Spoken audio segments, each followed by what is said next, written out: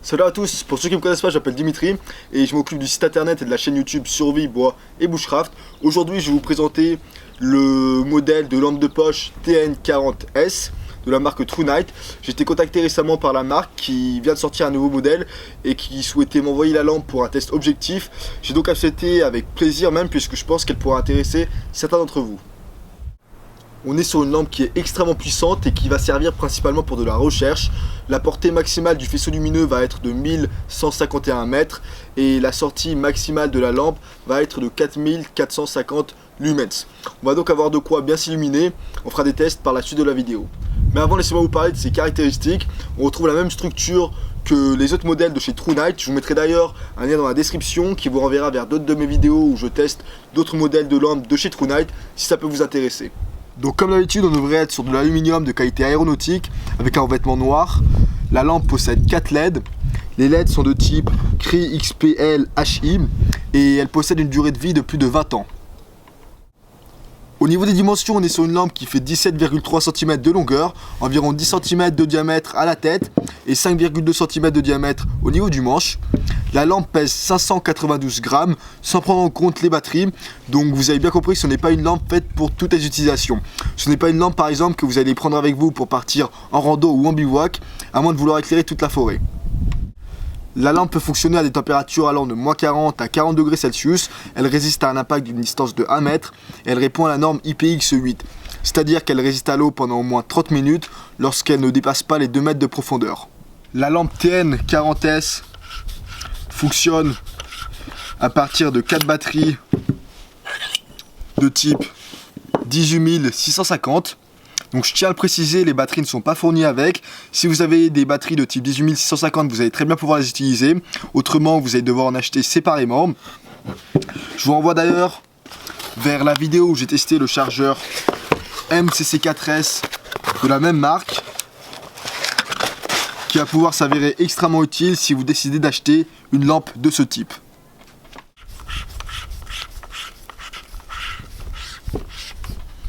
Parlons rapidement des accessoires qui viennent avec la lampe, puis je vous montrerai les différents modes.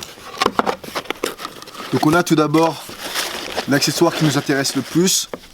Il va s'agir d'une sangle pour transporter la lampe à l'épaule, ce qui va nous être très utile dans la mesure où la lampe n'est pas toute légère.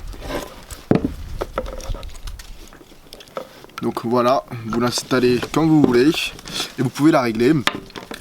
Ensuite, on va retrouver 2-3 accessoires. Je crois qu'il y a un joint torique, une bague de courroie et un capuchon de rechange. Mais ce qui nous intéresse principalement, c'est vraiment la sangle.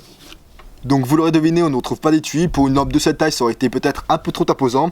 Mais au moins, on a cette sangle qui va nous permettre de ne pas être contraint de toujours avoir la lampe à la main.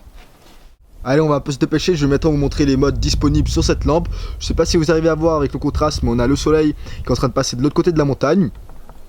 Ça va me permettre, dès que j'ai terminé avec les modes disponibles sur cette lampe, et dès que la nuit sera tombée, je vais pouvoir vous faire quelques tests de manière à ce que vous vous rendiez compte partiellement, puisque sur la caméra, encore une fois, ce n'est pas toujours extrêmement visible, mais au moins ça vous donnera une idée de la puissance du faisceau lumineux et des différents modes.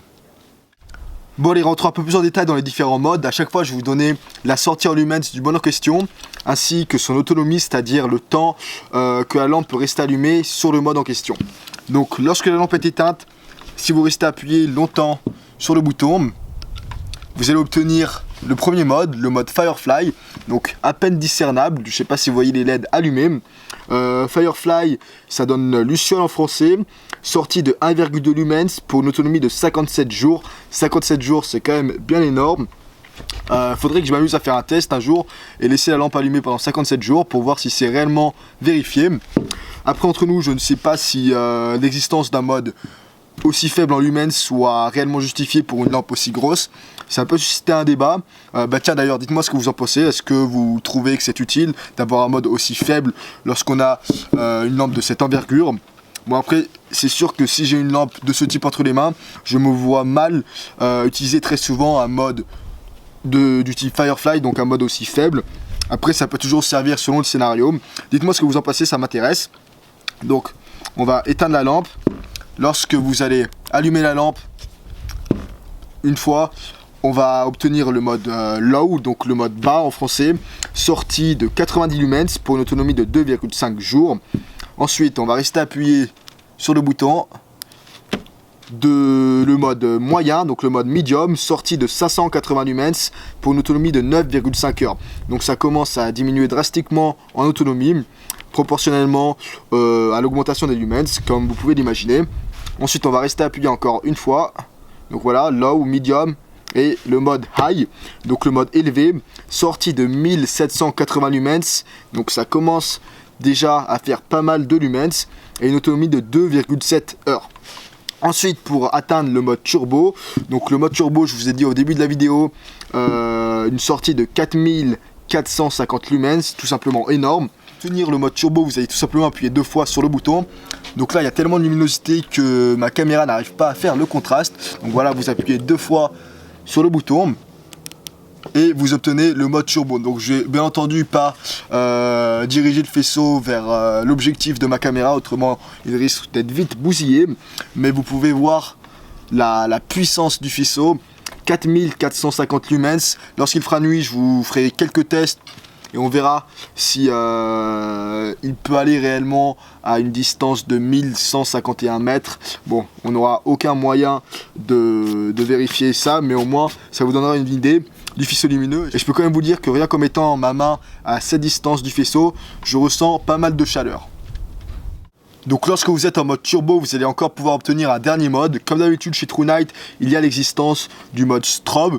Pour obtenir le mode strobe, vous allez tout simplement appuyer, double-cliquer sur le bouton, encore une fois. Et là on a le mode strobe, mode qui est très utile dans de nombreuses situations. Il a une sortie de 1100 lumens pour une autonomie de 9 heures.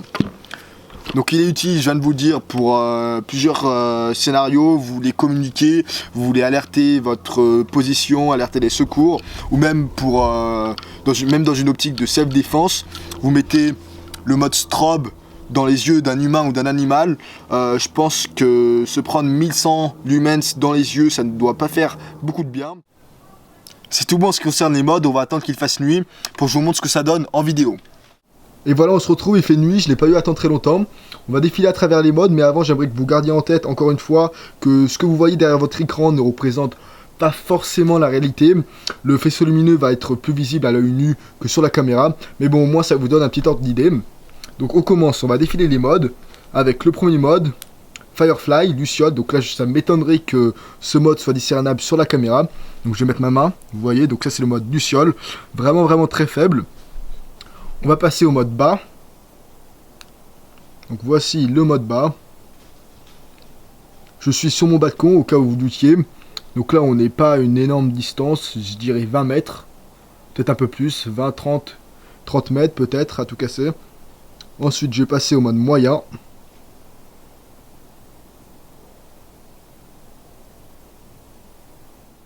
Donc là on est sur le mode moyen.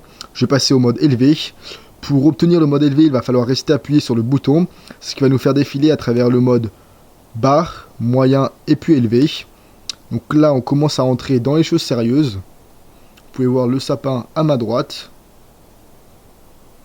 Donc c'est quand même impressionnant, hein. Donc je vous pointe vers le ciel. Vous pouvez voir le faisceau lumineux.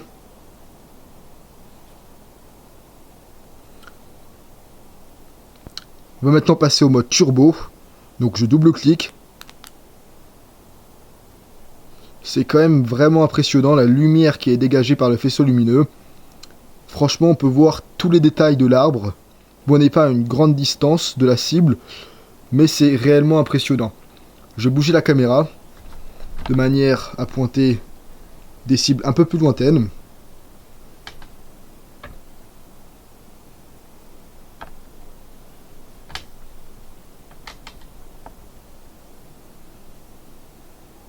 Vous pouvez voir à l'extrémité du faisceau lumineux, c'est la vallée de Cluse, pour ceux qui connaissent un peu les environs.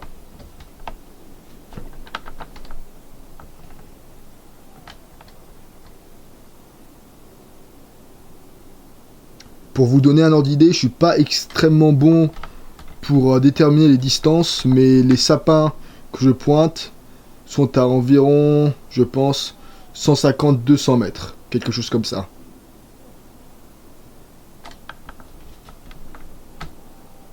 Allez, pour terminer, on va passer au mode strobe, que vous connaissez tous. Donc je redouble-clique. Et on a le mode strobe. Donc on a moins de lumens, on passe de 4450 lumens à 1100 lumens si je me souviens bien. Mais ça reste impressionnant.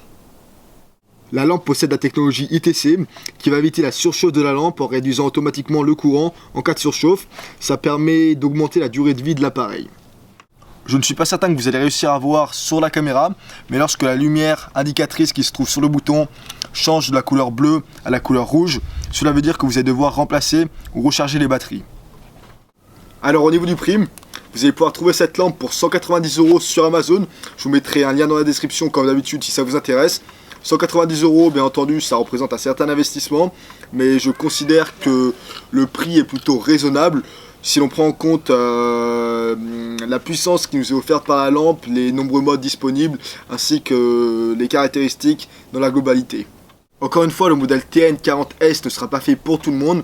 Si vous cherchez une lampe pour partir en bivouac ou en rando par exemple, je vous conseillerais plutôt d'aller regarder vers le modèle TC12 si je me souviens bien. Si vous cherchez une lampe tactique, je vous conseillerais d'aller jeter un coup d'œil au modèle TC10, etc., etc.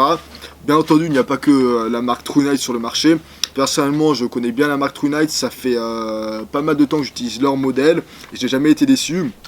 Mais bien entendu, vous allez pouvoir trouver d'autres très bonnes marques sur le marché, Olight, Surefire et bien d'autres. D'ailleurs, dites-moi celles que vous utilisez, les modèles que vous utilisez. Donnez-moi votre texte, ça m'intéresse toujours. Quoi qu'il en soit, si vous recherchez une lampe puissante avec une autonomie correcte, alors je vous recommande ce modèle. Une lampe de ce type peut être utile dans de nombreux scénarios, nombreuses situations. Si vous avez par exemple une grande propriété et que vous souhaitez pouvoir balayer votre terrain facilement et rapidement, alors la lampe pourra remplir cette fonction. Ou autrement, si vous souhaitez faire des recherches la nuit pour des équipes de secours par exemple, ça peut être un modèle envisageable. Sur ce, la vidéo touche à sa fin. Merci à tous et à la prochaine.